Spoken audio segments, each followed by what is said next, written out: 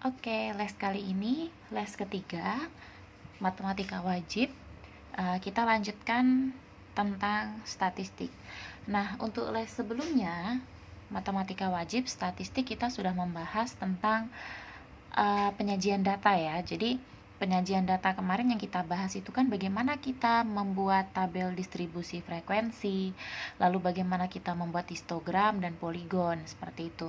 Nah, ketika kita sudah berhasil atau bisa membuat tabel distribusi frekuensi, poligon atau histogram, yaitu penyajian datanya kita udah mengerti. Nah, sekarang kita mulai menghitung. Di sini yang pertama yaitu tentang ukuran pemusatan data ya, yaitu ukuran pemusatan data atau biasa disebut dengan tendensi sentral. Nah, di sini untuk ukuran pemusatan data itu ada yang data tunggal dan data berkelompok, di mana macam-macamnya yaitu nanti kita akan menghitung rata-ratanya, lalu median atau nilai tengahnya, serta modus. Bukan nilai tengah ya, median, data yang di tengah. Nah, jadi semua ini akan kita pelajari untuk les kali ini. Nah, yang pertama, kita langsung aja ke ukuran pemusatan data untuk data tunggal. Nah, kalau untuk data tunggal, jadi gini ya, pengertian apa sih yang dimaksud dengan data tunggal dan data berkelompok gitu. Kalau data tunggal itu datanya tuh sedikit. Datanya sedikit. Jadi, misal bilangan-bilangan seperti data seperti 21, 23, 46, 50, 70. Nah, mungkin sekitar 1 sampai 10 data atau 15 data. Jadi sedikit begitu ya. Nah, itu yang disebut data tunggal. Tapi kalau data berkelompok itu sampai datanya banyak sekali yang tidak memungkinkan kita untuk menghitung satu-satu, akhirnya kita buat tabel distribusi frekuensi begitu. Nah, kalau untuk ukuran pemusatan data tunggal, rata-rata hitung, median, dan modus itu Mbak rasa itu sangat mudah karena ini sudah dipelajari waktu kalian SMP ya. Nah, yang pertama di sini untuk rumus rata-rata hitung data tunggal seperti biasa jumlah seluruh data dibagi banyaknya data. Begitu ya, atau sigma n sigma i sama dengan 1 sampai n dari suatu data dibagi banyaknya data begitu. Nah, kalau untuk median di sini tergantung ada datanya ada genap atau data ganjil. Nah, kalau data yang ganjil artinya mungkin datanya jumlahnya ganjil ya maksudnya. Itu kita bisa cari mediannya dengan cara n tambah 1 per 2. N itu banyaknya data. Jadi data ke n tambah 1 per 2 itulah mediannya. Kalau untuk data yang genap ya, ini rumusnya gitu. Nah, sementara untuk modus itu adalah nilai yang sering muncul atau data yang sering muncul atau data yang memiliki frekuensi terbesar. Nah, modus ketika suatu data memiliki satu modus itu disebut unimodus. Nah, kalau memiliki dua modus berarti disebut bimodus. Kalau dia memiliki lebih dari dua modus itu disebut multimodus. Ada juga data yang tidak punya modus, begitu ya.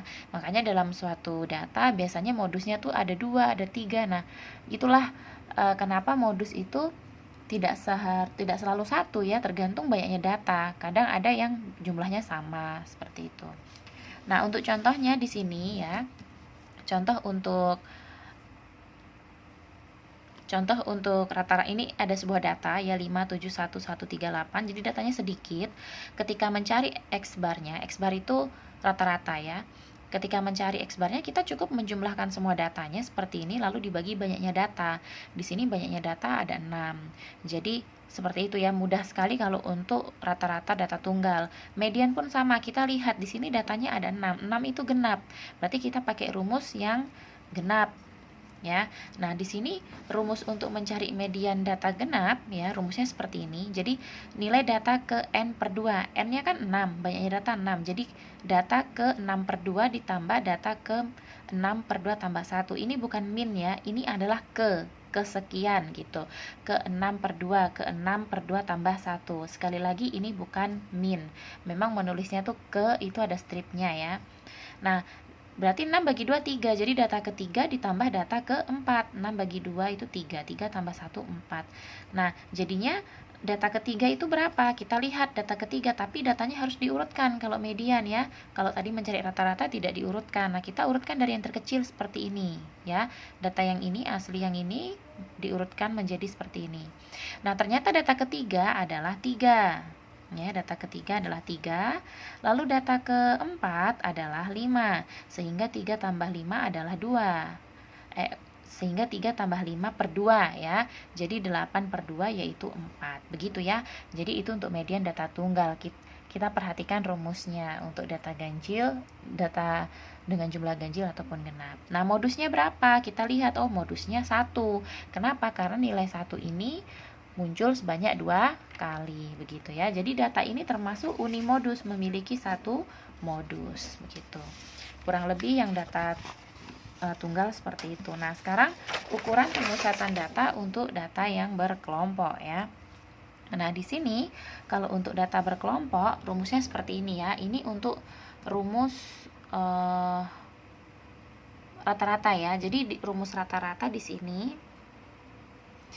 ini untuk data berkelompok. Jadi rumusnya sigma xi FIXI. Jadi kita kalikan FIXI-nya dibagi dengan banyaknya frekuensi seperti ini. Ini rumus umumnya ya untuk data berkelompok.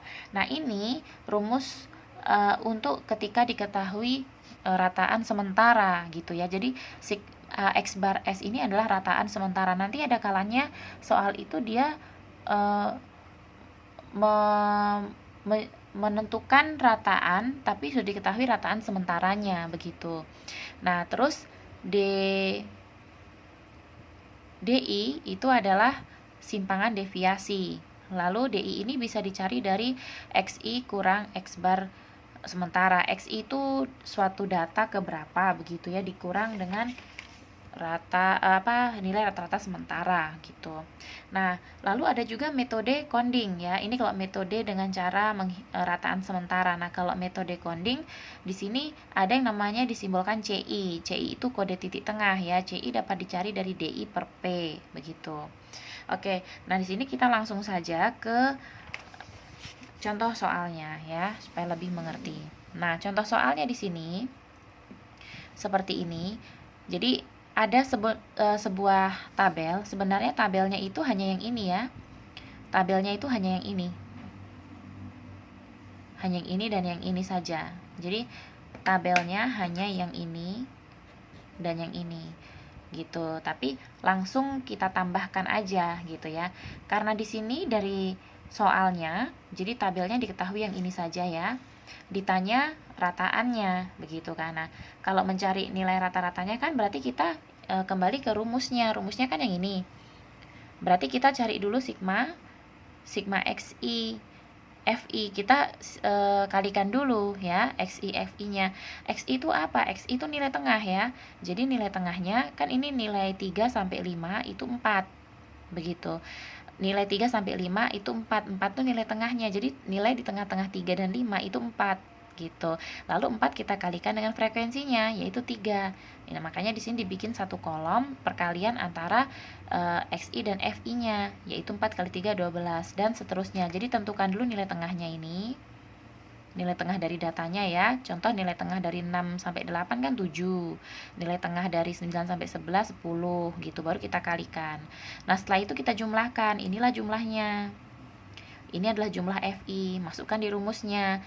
Sigma atau jumlah dari XI FI, ini kan jumlahnya 472 dibagi dengan jumlah frekuensi yaitu 40. Baru dibagikan yaitu 11,8.